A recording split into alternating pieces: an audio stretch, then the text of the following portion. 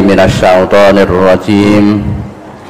Ya ayyuhan nasu qad ja'atkum mau'izatum mir rabbikum wa shifaa'un lima fis sudur wa hudaw wa rahmatun lil mu'minin.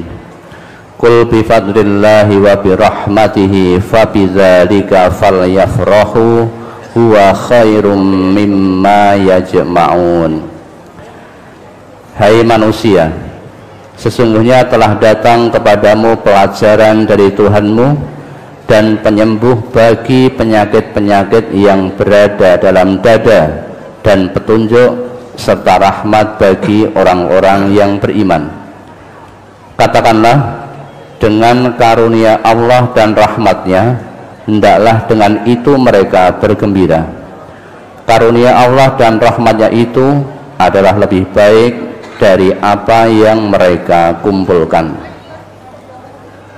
Pertanyaan, nikmat yang Allah curahkan yang terkandung dalam ayat ini sungguh luar biasa, Ustaz. Tapi mengapa tidak semua orang bisa merasakan meski ia rukuk dan sujud kepada Allah? Mohon nasihatnya. Ya, tapi kenapa? Ya tanyakan pada dirinya sendiri-sendiri. Ada apa kok sampai tidak bisa merasakan nikmat yang tercurah dari Allah? Semuanya kembali kepada hatinya masing-masing. Untuk bisa merasakan nikmat itu, bisa merasakan anugerah dari Allah, itu semuanya tergantung hatinya. Kalau hatinya keras, maka kebenaran apapun yang datang dari Allah, dari Rasulullah, itu tidak akan bisa diterima dengan baik. Ini amalan hati. Jadi kerja hati untuk bisa merasakan nikmat Allah. Allah sudah turunkan Al-Quran. Al-Quran ini penyembuh semua penyakit yang ada di dalam dada. Syifa'un lima fis sudur. Artinya kalau ingin hilang, ingin sembuh dari penyakit-penyakit hati, entah itu iri, dengki, serai, sombong, ujub, sum'ah, riak, dan lain sebagainya, maka tidak ada jalan lain, hanya ada satu jalan, at-thariqul wahid, satu-satunya jalan, yaitu mengikuti Al-Quran. Kalau ingin sembuh hatinya. Dan Al-Quran ini petunjuk bagi jalan yang lurus. Memang pada awalnya Al-Quran ini hudal linnas, petunjuk bagi semua manusia. Namun ternyata tidak semua manusia mau membuka hatinya menerima petunjuk Al-Quran ini. Oleh karenanya, lebih spesifik, lebih khusus lagi, Quran yang awalnya hudal linnas menjadi hudal lil muttaqin, petunjuk bagi orang-orang yang bertakwa. Sehingga dengan kata lain, orang yang mau mengikuti Al-Quran itulah orang yang bertakwa. Kan tidak semua manusia mau. Ada yang keras. Itu pun dalam menerima petunjuk Allah ini, manusia itu ada 3 tingkatan menerima petunjuk Al-Quran ini. Coba diingat kembali Quran surat Fatir ayat surat 35 ayat 32. Summa aurasnal kitabal ladzina astafaina min ibadina faminhum dzalimun li nafsihi wa minhum muqtasid wa minhum sabiqum bil khairati biidznillah. Surat Fatir nomor surat 35 ayat 32. Summa aurasnal kitabal ladzina astafaina min ibadina faminhum zalimun li nafsihi wa minhum muqtasid wa minhum sabiqum bil khairati bi iznillah zalika huwal fadlul kabir. Kemudian kitab itu kami wariskan kepada orang-orang yang kami pilih di antara hamba-hamba kami. Lalu di antara mereka ada yang menganiaya diri mereka sendiri, dan di antara mereka ada yang pertengahan, dan di antara mereka ada pula yang lebih dahulu berbuat kebaikan dengan izin Allah. Yang demikian itu adalah karunia yang amat besar. Ada notnya tidak itu keterangannya? Yang dimaksud dengan orang yang menganiaya dirinya sendiri ialah orang yang lebih banyak kesalahannya daripada kebaikannya. Dan pertengahan ialah orang yang kebaikannya berbanding dengan kesalahannya. Sedangkan yang dimaksud dengan orang-orang yang lebih dahulu dalam berbuat kebaikan ialah orang-orang yang kebaikannya amat banyak dan amat jarang berbuat kesalahan. Nah, mari tanyakan hati kita masing-masing. Dari 3 tingkatan orang yang diberi petunjuk oleh Allah Al-Quran, diwariskan Al-Quran kepada orang itulah, kita masuk tingkatan yang mana? Apakah tingkatan yang pertama, zalimul li nafsi, menganiaya diri sendiri, dalam arti kesalahannya lebih banyak daripada kebaikan yang dilakukan, pelanggaran-pelanggaran agamanya lebih banyak daripada dia mengikuti ketentuan agama. Atau masuk tingkatan kedua, muqtasid, pertengahan, kebaikan dan keburukannya berbanding lurus, imbang. Atau kita masuk ke dalam tingkatan yang paling istimewa, sabiqum bil khairat biidnillah, berlomba bersegera untuk melakukan kebaikan demi kebaikan yang diperintahkan oleh agama, sehingga kebaikannya terus dilakukan dan minim sekali, bahkan kecil sekali pelanggaran-pelanggaran agamanya. Nah, dari 3 tingkatan ini kita masuk ke tingkatan yang mana? Padahal kita ini alhamdulillah termasuk yang dipilih oleh Allah, diwarisi Al-Quran untuk diikuti.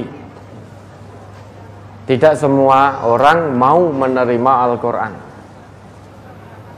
Nah, hati kita ini sudah diringankan oleh Allah untuk mentadaburi Al-Quran. Tadabur Al-Quran itu sumul, untuk mengetahui jalan yang lurus secara menyeluruh totalitas, sehingga tidak hanya ngaji, paham tanpa mengamalkan. Bukan hanya itu ngaji, dipahami dan diamalkan. Nah, dari sini ternyata ada orang yang menerima Al-Quran dengan setengah-setengah. Ada yang menyembah Allah hanya di tepian, tidak yakin sepenuh hati kepada Allah. Hatinya menjadi keras. Summa qasat qulubuhum mim ba'di dzalika fahiya kal hijarah au asyaddu qaswah.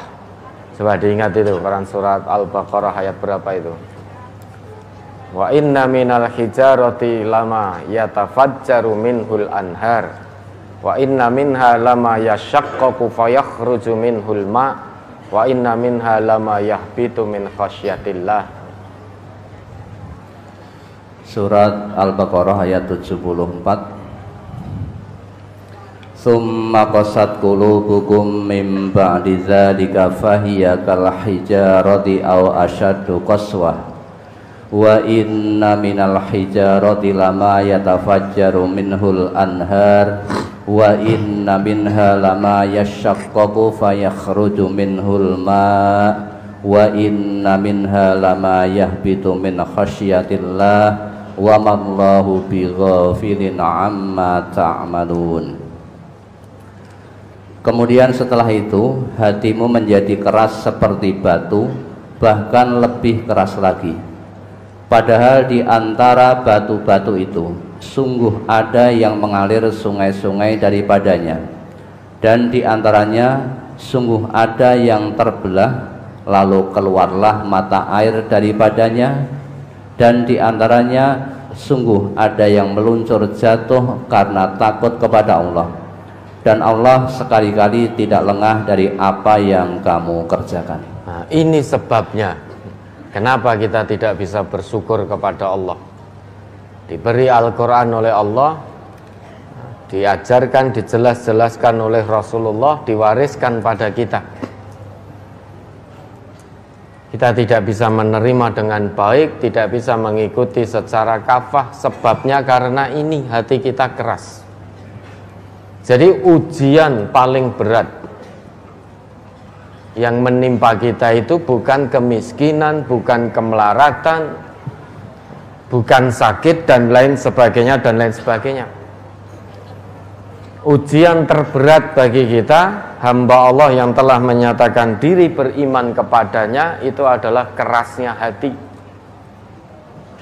sehingga tidak bisa menerima kebenaran yang datangnya dari Allah dan Rasul.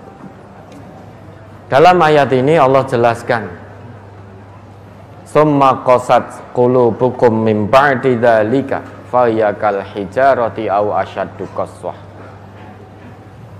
Hati kita menjadi keras seperti batu, bahkan lebih keras lagi daripada batu. Allah itu kalau membuat perumpamaan itu pasti sesuai dengan pengetahuan manusia. Dalam ayat ini Allah membuat masal atau perumpamaan, dan kita manusia sudah mengetahui bahwa batu itu keras. Kalau tidak percaya, dicoba. Batu itu keras. Ini tidak nyuruh loh ya, tapi kalau ragu, coba saja. Namun ternyata dibanding dengan batu, masih ada hati manusia yang lebih keras daripada batu. Kalau batu yang keras tadi itu masih bisa terbelah, terkena tetesan air setiap saat, maka akan mengalir sungai daripadanya. Atau batu tadi, dari batu-batu tadi akan mengalir mata air. Bahkan ada batu yang meluncur jatuh karena takut kepada Allah. Jadi kalau kita melihat ada batu yang meluncur jatuh, itu karena saking takutnya kepada Allah. Ini menurut Allah. Masa kita manusia yang punya hati, dibekali fitrah, akal sehat, masa tidak takut kepada Allah? Batu saja yang dari jamat, benda mati, itu saking takutnya kepada Allah bisa meluncur jatuh. Lah ini hati manusia setiap saat dicelup dengan ayat-ayat Allah, dengan Al-Quran. Setiap saat mendengarkan ayat Allah dijelas-jelaskan. Masa sampai tidak terbuka hatinya? Batu saja kena air, dia akan terbelah. Nah kita dicelup terus dengan ayat Allah. Kita punya hati nurani, punya akal sehat, masa hati tetap tidak terbuka? Nah, ini kan berarti hati ini lebih keras daripada batu. Dan ketahuilah bahwa Allah bi ghafilin amma ta'malun. Allah tidak akan pernah lengah atas apa yang kalian kerjakan, yang kita manusia ini kerjakan. Nah makanya dalam Quran surat Yunus tadi, seharusnya kalau kita beriman betul kepada Allah, harusnya kita bahagia itu dengan karunia dan rahmat Allah, bukan dengan harta yang kita kumpul-kumpulkan ya. Tapi dengan anugerah dari Allah. Tidak ada kebahagiaan yang hakiki selain anugerah keimanan yang datangnya dari Allah. Sekalipun orang punya kekayaan namun tidak punya iman, maka kekayaannya tidak bermanfaat. Sampai di hadapan Allah ternyata kekayaannya tidak ada manfaat apapun. Yauma la yanfa'u malun wala banun illa man atallah biqalbin salim.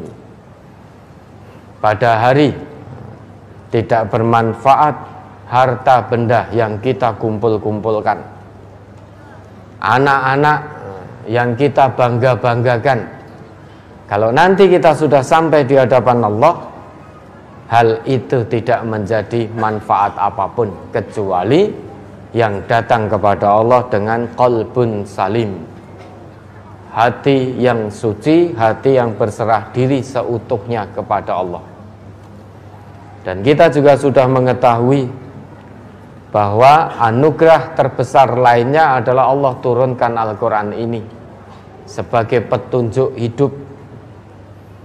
Maka barang siapa yang mengikuti Al-Quran, menjadikan Quran di depannya, kemana Al-Quran membawa dia terus mengikuti di belakangnya, maka qadahu ilal jannah, kata Nabi begitu.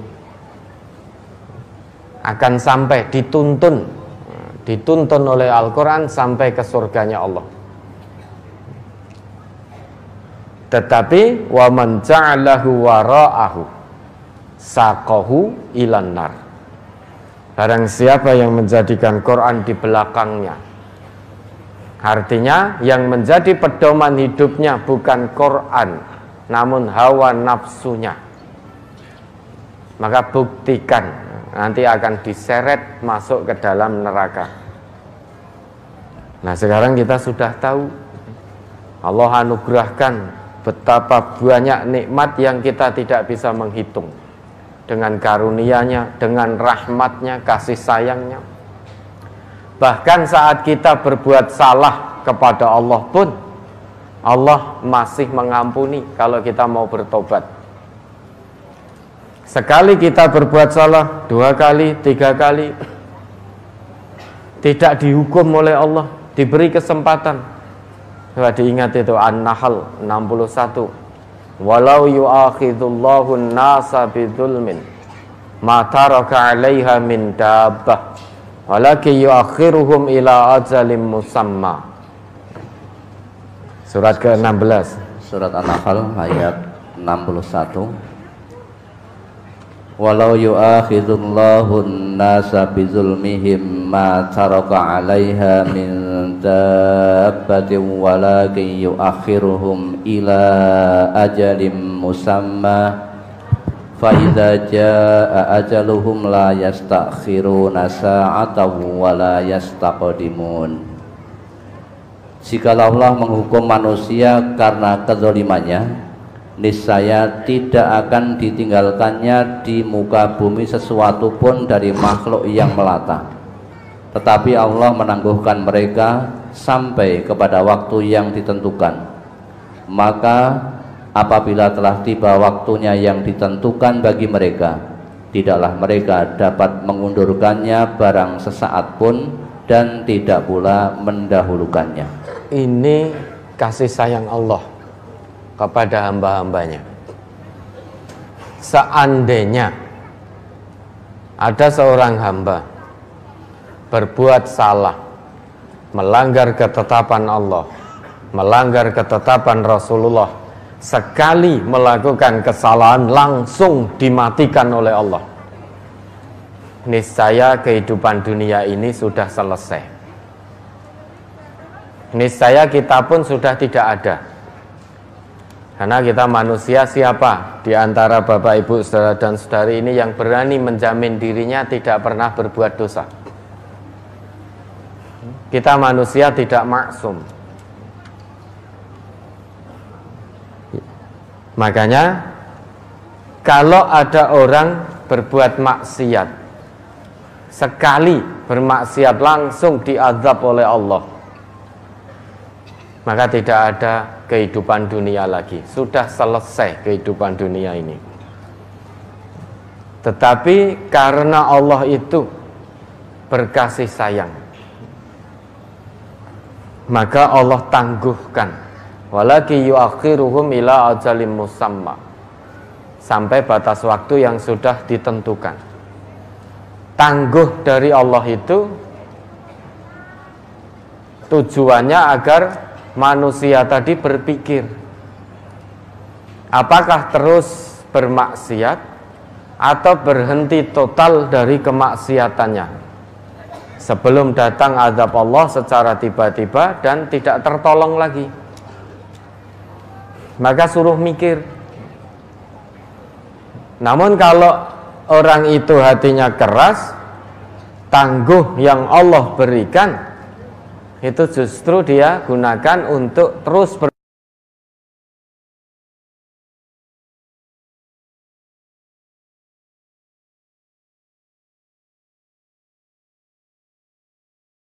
saja rezekinya, pekerjaannya, bahkan karirnya terus meningkat dengan mulus.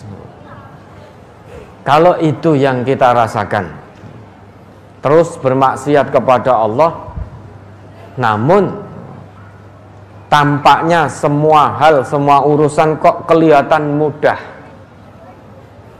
sehat terus, umpama sakit ya mung masuk angin biasa, pekerjaannya lancar, proyeknya jalan terus, padahal bermaksiat kepada Allah. Kalau itu yang kita alami, hati-hati, itu istidraj. Itu istidraj. Ada orang bermaksiat pada Allah, tidak taat pada Allah, kok urusannya tampak mudah terus. Itu istidraj. Tidak diuji lagi, tapi diujo. Ya. Kalau orang beriman itu tunduk pada Allah, itu akan diuji. Tapi orang yang kafir itu akan diujo. Ya, dibukakan pintu-pintu kesenangan dari berbagai penjuru, sehingga dia tidak taat pada Allah, tidak sholat, tidak puasa, dia terus bermaksiat, berjudi, zina, korupsi, seolah-olah tidak ada dampak apapun pada dirinya. Itu namanya diujo. Tapi nanti kalau sudah tiba waktunya, la yastakhiruna sa'ah wa la yastaqdimun, terlambat, tobatnya terlambat. Nah, kita disuruh mikir, apakah terus dengan kemaksiatan atau berhenti total dan menjadikan Quran di depannya. Kalau terus dalam kemaksiatan, maka kita pun akan diujo. Begitu selesai, seret mlebu neraka. Memang di dunia ini akan diujo oleh Allah. Falamma nasu ma dzukiru bihi fatahna abwaba kulli syai'in. Coba diingat itu ayatnya. Surat Al-An'am, surat ke-6 ayat 44. Falamma nasu ma dzukiru bihi fatahna alaihim abwaba kulli syai' hatta idza farihu bima utu akhadnahum baghtatan fa idzahum mublisun. Maka tatkala mereka melupakan peringatan yang telah diberikan kepada mereka, kami pun membukakan semua pintu-pintu kesenangan untuk mereka. Nah ini toh, kalau manusia itu melupakan, jauh dari peringatan yang sudah diberikan, acuh tak acuh, wes orang gagas, Sing penting buru kesenangan dunianya. Kalau terus itu dilakukan, janji Allah pintu-pintu kesenangan, pintu-pintu kemaksiatan akan dibukakan oleh Allah dari segala penjuru. Ben katok maksiate. Sehingga disiksa yo ben cucuk tenan gitu loh. Jadi ben katok, tetapi apa yang terjadi? Lanjut. Sehingga apabila mereka bergembira dengan apa yang telah diberikan kepada mereka, kami siksa mereka dengan sekonyong-konyong, maka ketika itu mereka terdiam berputus asa. Ya toh? Bermaksiat tapi sehat terus. Bermaksiat tapi semua urusan lancar. Karirnya lancar secara cepat. Karir pekerjaannya tidak ada kendala.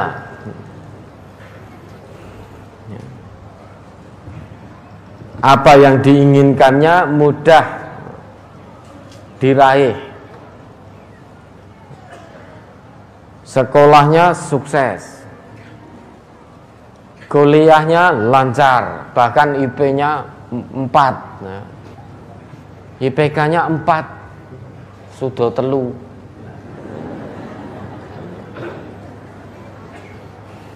Lancar, pokoknya semuanya lancar urusan.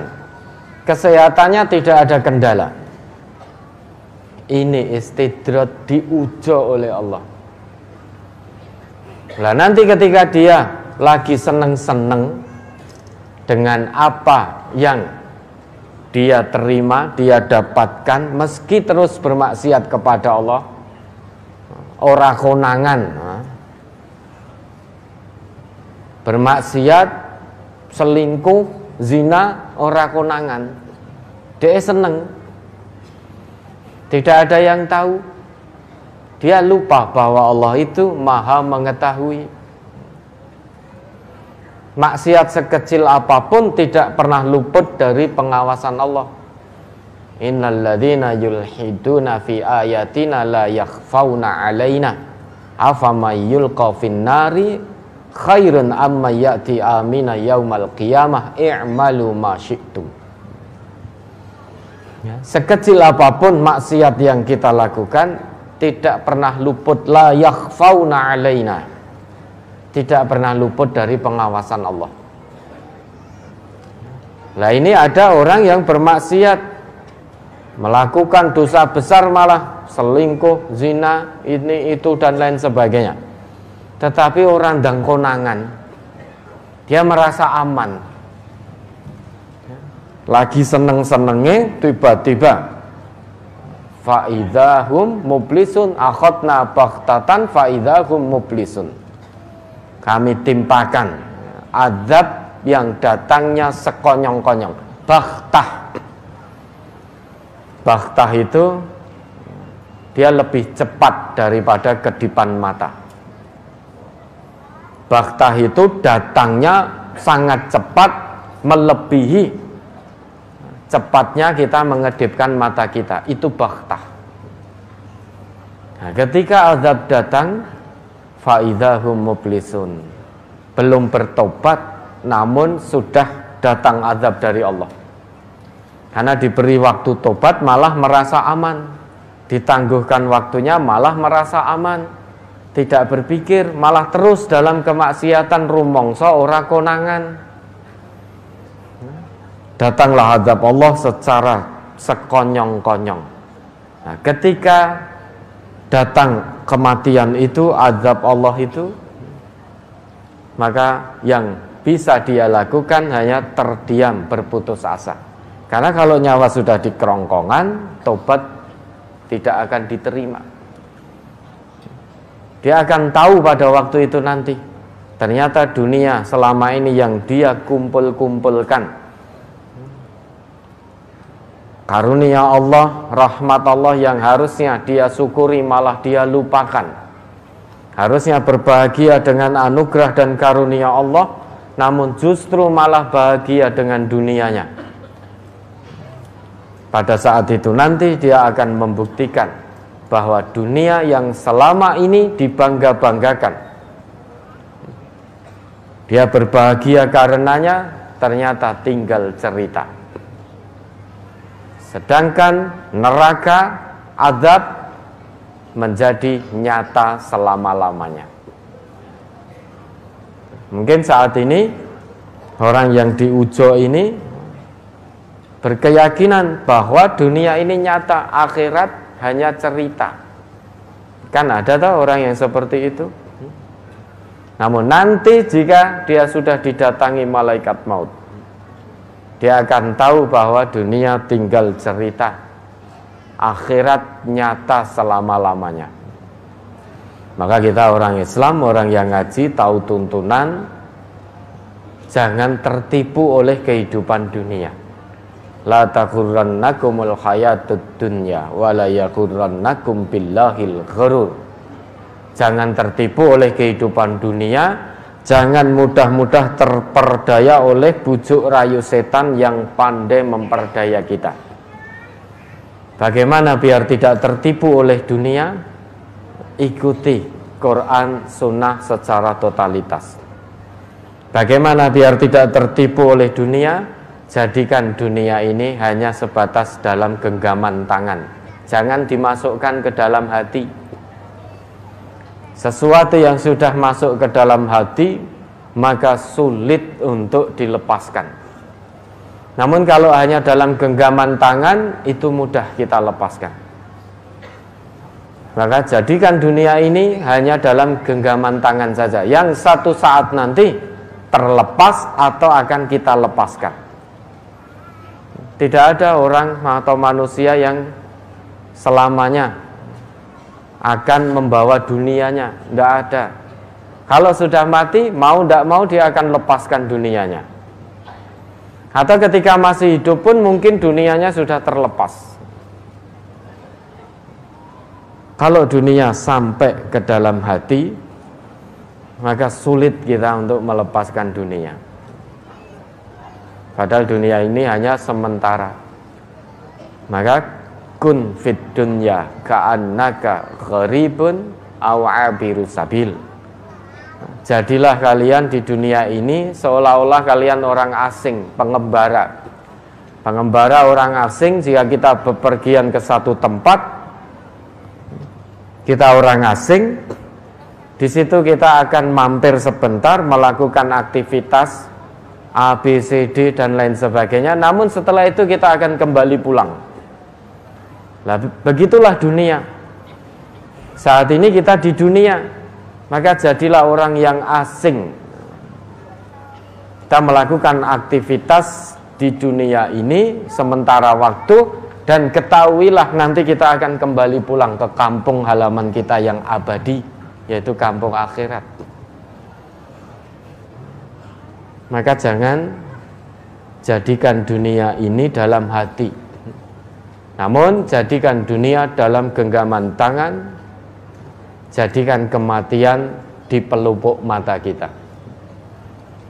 Sesibuk apapun kita terkait urusan dunia, sadarlah, yakinilah bahwa kematian itu datangnya setiap saat.